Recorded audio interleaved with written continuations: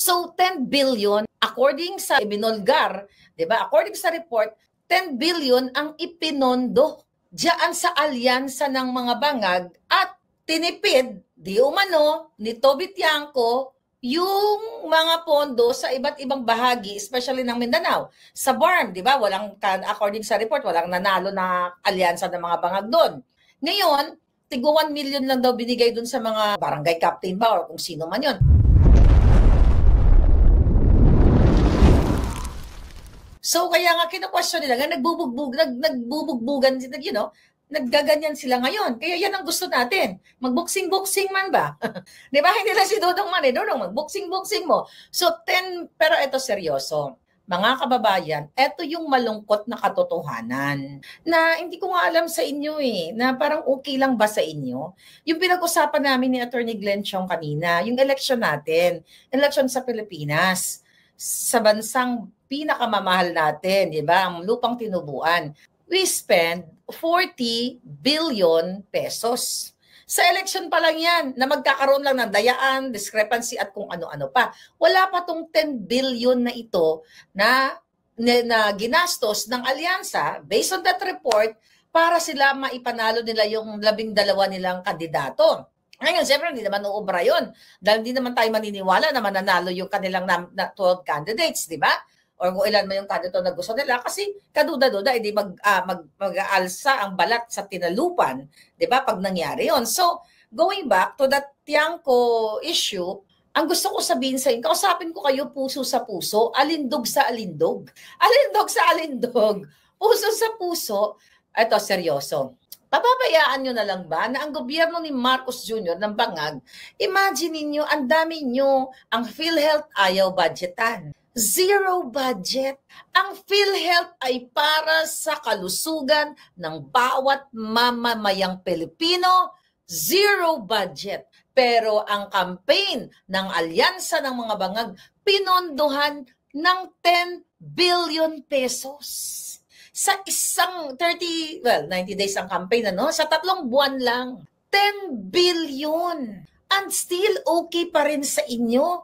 Ang mga anak, nanay, lolo't lola ninyo, hindi makalapit. Ako, may lumapit na naman sa akin. Na mga may sakit and everything.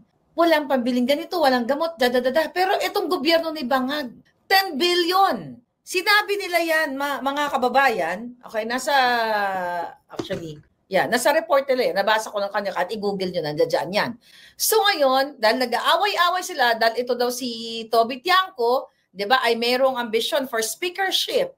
Kaya siya ay nagbukelya sa inyo, nagbukelya sa interview pala niya, sa ABS interview niya, na kung saan na inamin na talagang binayaran with the Basbas o Bangag Jr. na binayaran itong 200 plus, was it 200?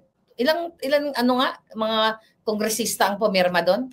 Anyway, para i-impeach si Sara, inamin mismo na sinuhulan nila. Sinabi mismo ni Inday, 1.5 cash, 6 million plus yung conditional release na kapag ikaw ay pumirma, mayroon kang additional, ayuda, gamit yung mga AKAP chuchu na yan, at pinaliwanag na nga ng ating abogadong Vice President Sara na hindi trabaho ng kongresista yung mga pagbibigay ng mga ayuda na yan, o wala silang dapat power o hawakan yung pera, 'di ba? Ninyo para mamigay ng ayuda. Ang trabaho nila, mag-amend, magbalangkas ng batas, gumawa ng batas, ganyan-ganyan. So ngayon, lumabas na nga sa bunganga nitong Toby Tiangco na ginasusan talaga nila at ito ay basbas ni Bangag para i-impeach ang ating Inday Sara Duterte. Hindi, this is, fake news na naman to. Hindi magjugjugan silang dalawa. Di ba? Inamin na nila. Kaya nga ngayon, mga kababayan, ang nakikita natin dyan, talagang baka magkaroon talaga ng dugo-dugo, magdugo-dugo, magligo-ligo sila dyan, di ba? Magdugo-ligo, ito mismo sila. Maganda yun. Habang pinapanood natin sila na nagbo-boxing, di ba kabog, sige lang. At habang lumalakas ang ating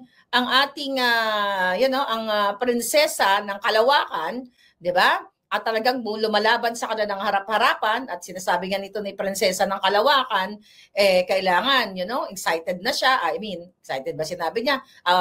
Gusto niya na talaga magkaroon ng dugo-ligo na labanan dyan sa impeachment na yan. At to that, mailabas na kung ano man yung ebidensya niya. Hindi mo alam, baka biglang magulat na lang tayo, meron palang touchscreen na, invisible na.